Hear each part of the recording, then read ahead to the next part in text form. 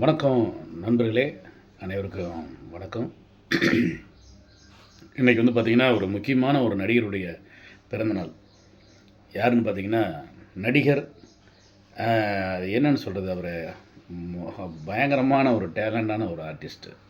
ஒரு குரல்னாலே ரொம்ப கணீர்னு இருக்கும். அவர் தான் நம்ம வினு சக்கரவர்த்தி சார்.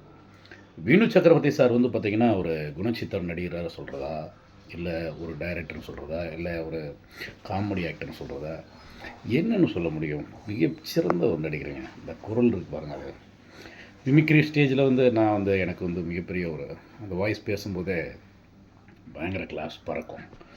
பல நடிகர்கள் பேசுனாலும் வினு சக்கரவர்த்தி வாய்ஸ் அப்படின்ற ஒரு பேர் இருக்குது.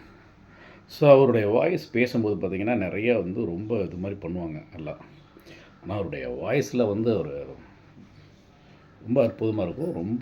நான் அதுக்கு வந்து ரொம்ப மெனக்கிட மாட்டேன். அந்த வாய்ஸை நார்மலாக தான் பேசுவேன், நான் நல்லாயிருக்கும். இப்போ அந்த வாய்ஸ் உங்களுக்கு வினு சக்கரவர்த்தி சாருடைய வாய்ஸு இப்போ நான் உங்களுக்காக பேசுகிறேன். இது வந்து பார்த்திங்கன்னா ஒரு மெசேஜாகவே கொடுக்கலாம். மோகன்லால் சார் பேசின வசனம் தான்.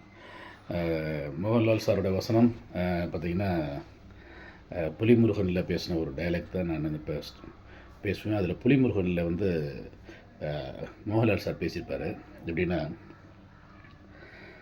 காட்டில் இருக்கிற மிருகங்களை விட நம்மளை சுற்றி இருக்கிற மனுஷங்களில் தான் ஆபத்து அதிகம்னு தெரிஞ்சுக்கிட்டேன்.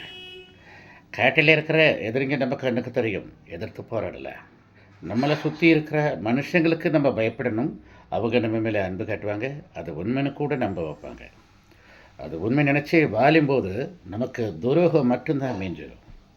இது பேசியிருப்பார் மோகன்லால் சார் பேசியிருப்பார். இந்த டயலாக் வந்து வினு சக்கரவர்த்தி சார் எப்படி பேசியிருப்பாருன்னா, காட்டில் இருக்கிற மிருகங்களை விட நம்மளை சுற்றி இருக்கிற மனுஷங்களால் தான் ஆபத்து அதிகம்னு தெரிஞ்சுக்கிட்டேன். காட்டில் இருக்கிற எதிரிங்க நம்ம கண்ணுக்கு தெரியும், எதிர்த்து போராடலாம். நம்மளை சுற்றி இருக்கிற மனுஷங்களுக்கு நம்ம பயப்படுவோம். அவன் நம்ம மேலே நல்ல ஒரு நாட்டம் நடிப்பான். அவன் நம்பி அவன்கிட்ட போகும்போது நமக்கு துரோகம் மட்டும்தான் மிஞ்சோம். வரட்டுமா, இப்போ என்ன செய்வீங்கோ, இப்போ என்ன செய்வீங்கோ.